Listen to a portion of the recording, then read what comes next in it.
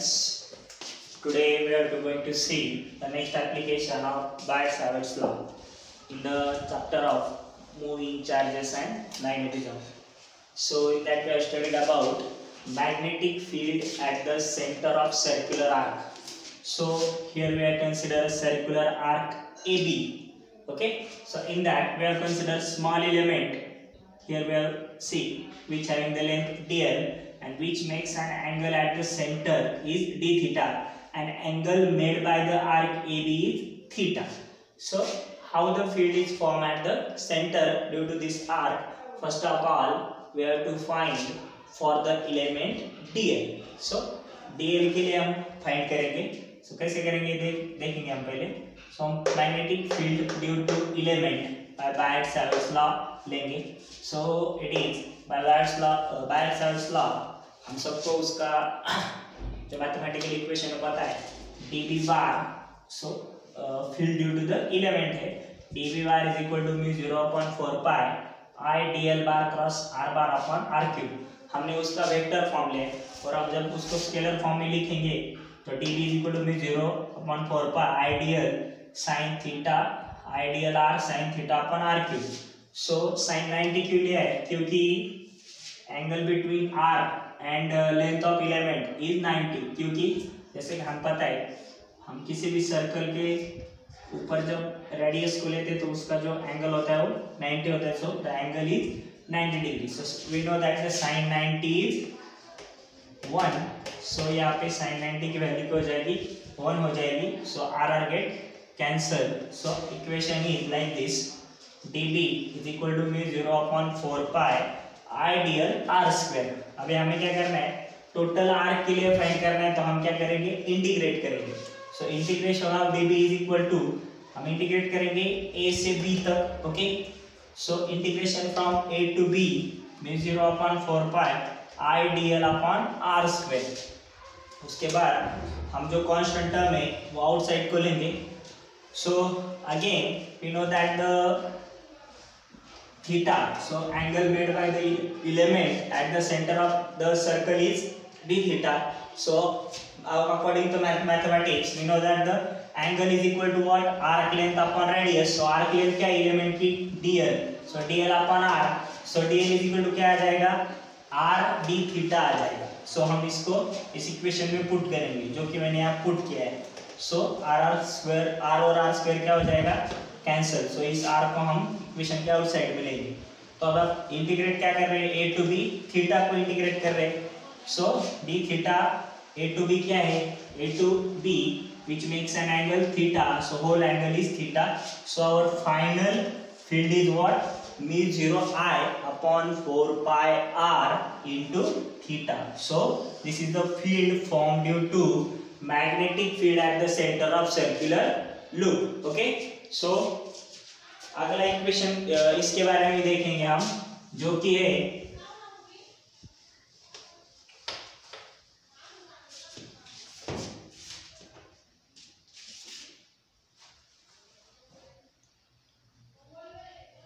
Same term के अंदर हम मैग्नेटिक फील्ड देखेंगे सर्कुलर लूप के लिए. उसकी केस फर्स्ट है अगर वायर यूनिफॉर्म होगी. If wire of loop is uniform मतलब वायर का मटेरियल और थिकनेस सेम होगा तो उसमें क्या होगा?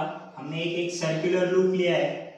ठीक है, ये सर्कुलर लूप लिया है, इसका सेंटर है. उसके बाद इस सेंटर पे एक एंगल तैयार होगा. इधर इस एंगल को हम बोलेंगे अल्फा 1 और ये अनदर एंगल होगा अल्फा 2. ओके, सो यहाँ से इसको A पॉइंट बोलेंगे, इसको C, यहाँ पे B और यहाँ पे D पॉइंट बोलेंगे. दो आर्क हो गए. पहला आर्क होगा ABC which makes an angle alpha और दूसरा आर्क जो होगा ADC यहाँ से यहाँ तक वो एंगल तैयार करेगा अल्फा 2. और अगर यहाँ पर करंट आएगा इस डायरेक्शन में करंट होगा I2 और इस आर्क में करंट होगा I1.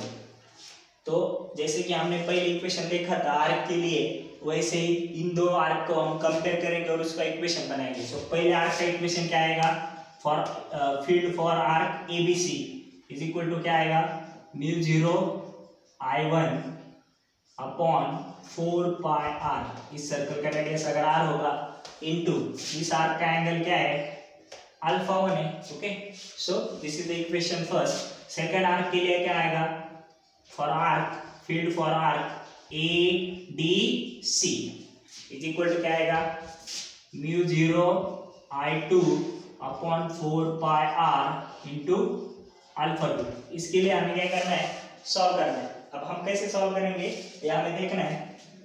जैसे कि हमें पता है कि फॉर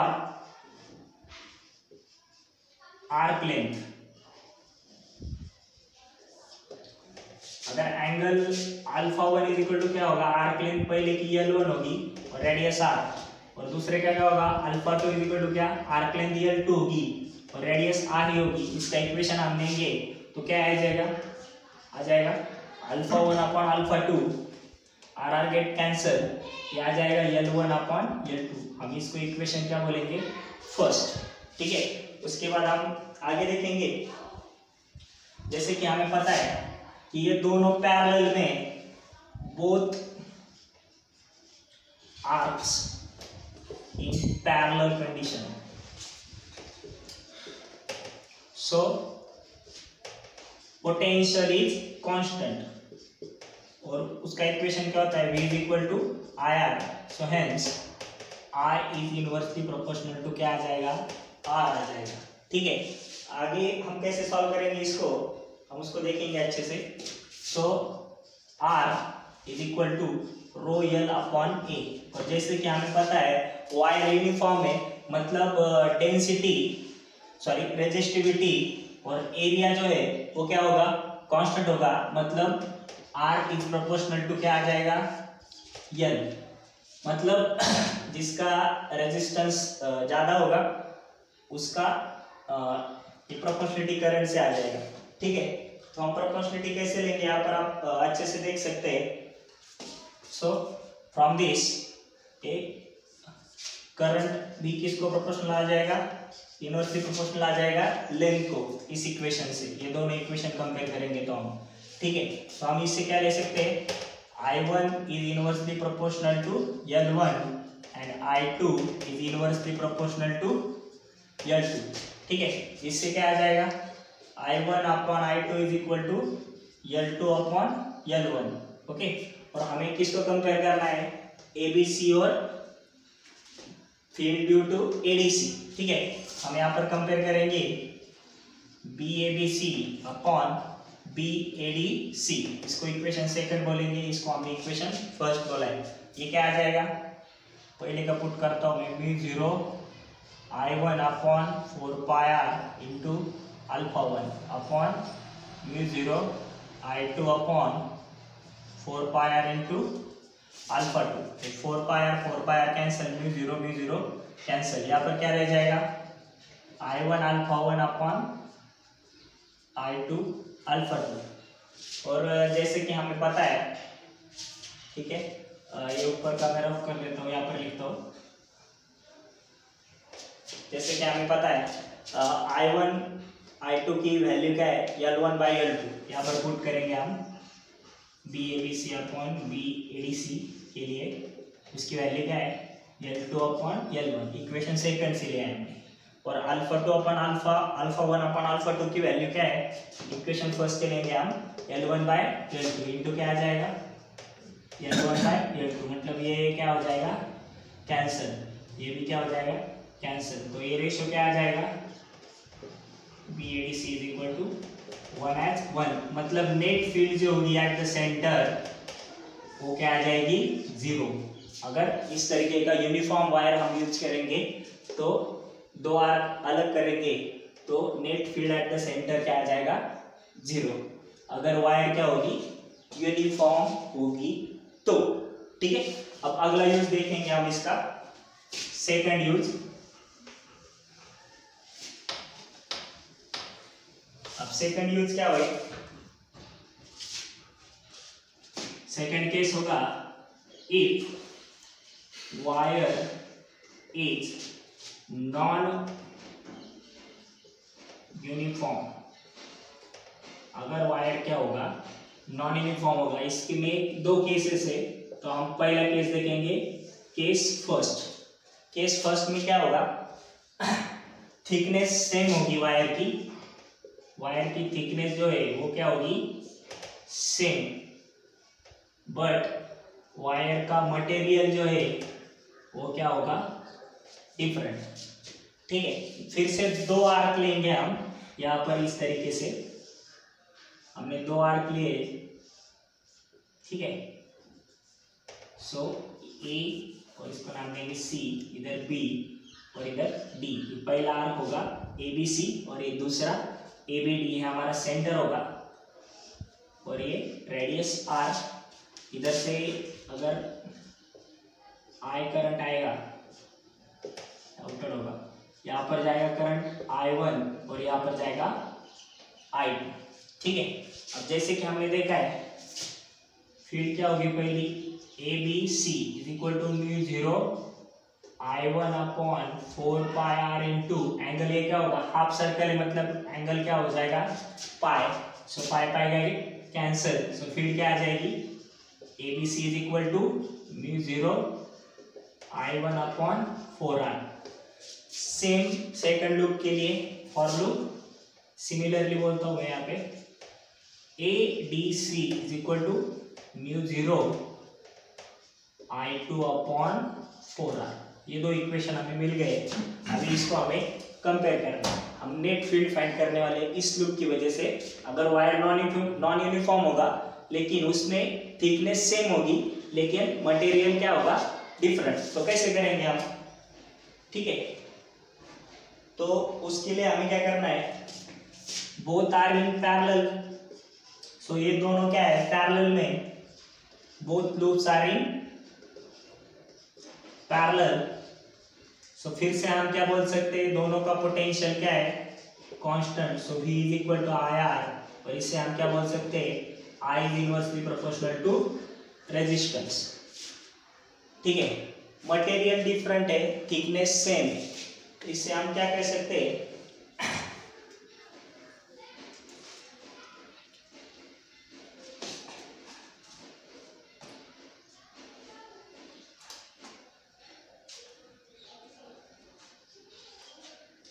ये जो मटेरियल होगा, ये फर्स्ट मटेरियल होगा सिल्वर और सेकंड होगा गोल्ड। तो सिल्वर का जो रेजिस्टेंस है,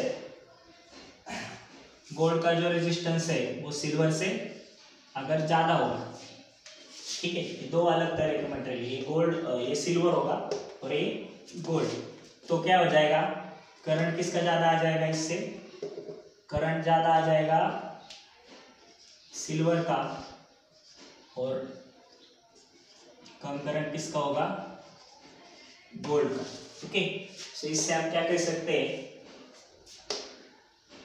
I1 is greater than I2. So hence net field क्या आ जाएगी, P net is equal to mu 0 upon 4 pi r in bracket I1 minus I2।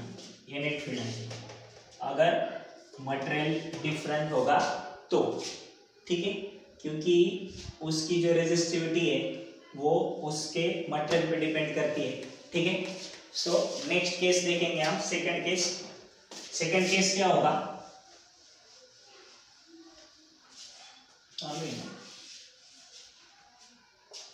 Second case क्या होगा हम देखेंगे।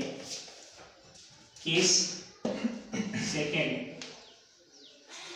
सेकंड में थिकनेस जो है, so thickness is different, material is same. Material क्या होगा, सेम होगा।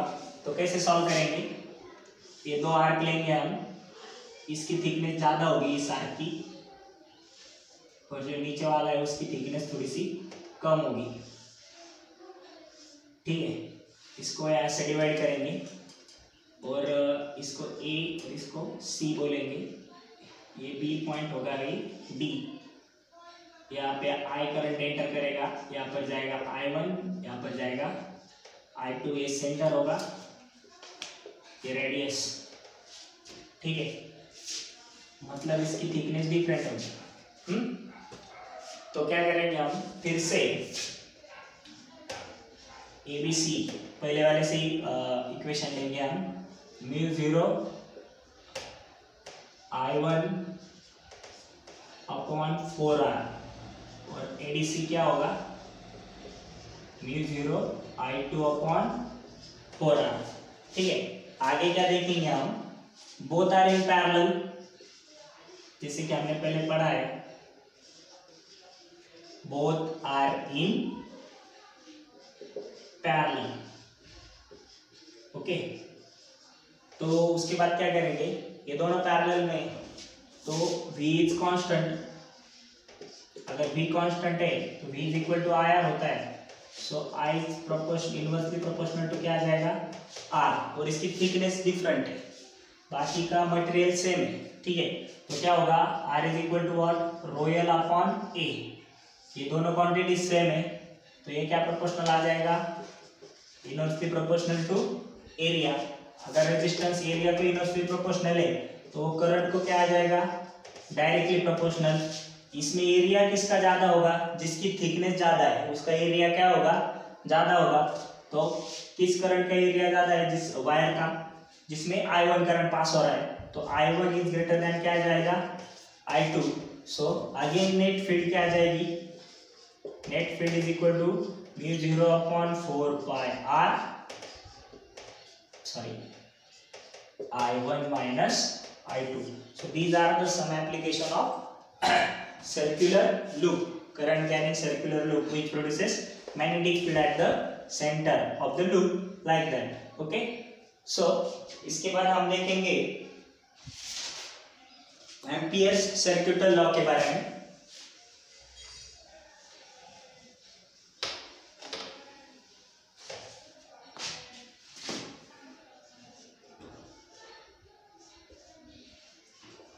Amperes सर्क्यूटल law,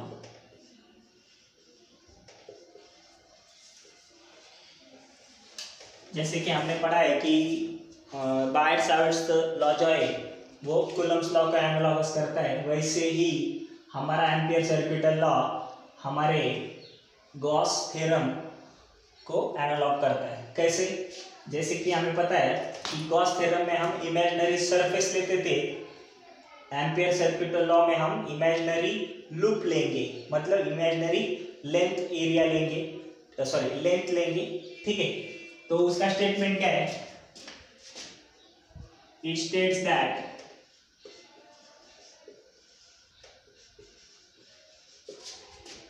the line integral of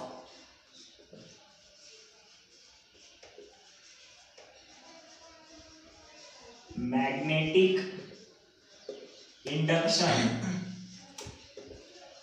line integral of magnetic induction, ठीक है, for closed loop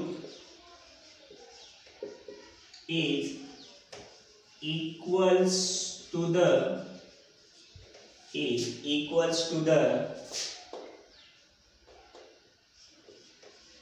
permeability of free space times current through conductor, ठीक है। तो line integral कैसे लेते हैं, इंटीग्रेशन ऑफ डीएल लेते हैं। किसका ले रहे हैं हम, मैग्नेटिक इंडक्शन मतलब मैग्नेटिक फील्ड का, बी का, ठीक है। सो फॉर क्लोज लूप ऐसा लिखेंगे, this is the integration for any close loop, B bar मतलब एक स्केलर प्रोडक्ट है, B bar dot DL bar is equal to mu 0 times I. Permeability of free space मतलब mu 0 and current carrying through the conductor is क्या होगा, I. So this is the mathematical statement. तो ये ampere सर्क्यूटल law है इसका statement क्या है, the line integral कैसे रीड करेंगे, the line integral of magnetic induction B bar is equal to the permeability of free space time current through the conductor. ठीक है, तो ये है हमारा एम्पियर सर्किट लॉ। ठीक है, इसका हम एप्लीकेशन देखेंगे। First application,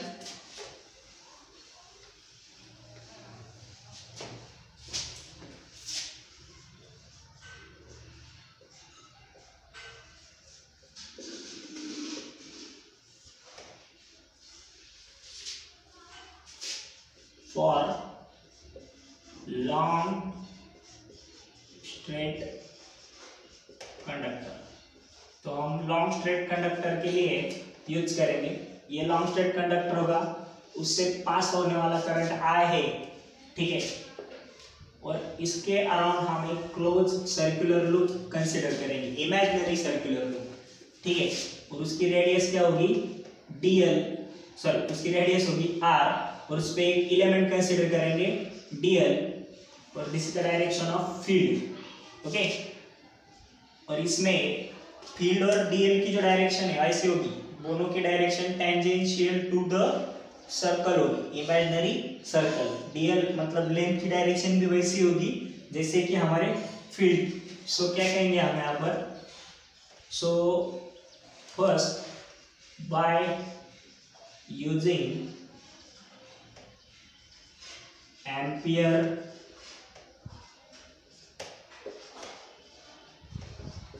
circuital law. So क्या है Ampere circuital law, for a close loop B bar dot dl bar is equal to mu 0 times I। Okay, तो करंट टू द कंडक्टर क्या pass हो रहा है, करंट I पास हो रहा है। तो हम इस साइड को सॉल्व करेंगे पहले। So for close loop B bar dot dl bar, अगर ये डॉट प्रोडक्ट है तो कैसे लिख सकते हैं हम, बी dl cos थीटा, जैसे कि हमने कहा है B and dl are both in the same direction। सो उन दोनों के बीच में जो एंगल है थीटा, अगर सेम डायरेक्शन में हो गई तो क्या आ जाएगा, वो जो एंगल है वो जो 0 आ जाएगा, और cos 0 क्या होता है 1। सो हमारा इक्वेशन क्या आ जाएगा, integration for close loop b dl cos is 1, so b is constant, we have to take an outside, our length is going to change of loop, so dl। अब जैसे कि हमने देखा है टोटल एलिमेंट जो है सर्कुलर है, और सर्कल की जो लेंथ होती है वो 2 पाई r होती है। सो इसका लाइन इंटीग्रेशन क्या आ जाएगा, 2 पाई r। तो इक्वेशन फर्स्ट और इक्वेशन सेकंड हम अगर कंपेयर करेंगे तो p into 2 pi r is equal to mu 0 times I। इससे हमारी फील्ड जो है अकॉर्डिंग टू एम्पियर्स लॉ क्या आ जाएगी, फॉर लॉन्ग स्ट्रेट कंडक्टर के लिए b is equal to mu 0 I upon 2 pi r। Okay, so ये जो है फर्स्ट एप्लीकेशन। बाकी के जो एप्लीकेशन है हम अगले लेक्चर में देखें। अगर कुछ सजेशन हो तो आप कमेंट सेक्शन में डाल सकते हैं। आपको चैनल पसंद आया तो सब्सक्राइब कीजिए, लाइक कीजिए। Thank you.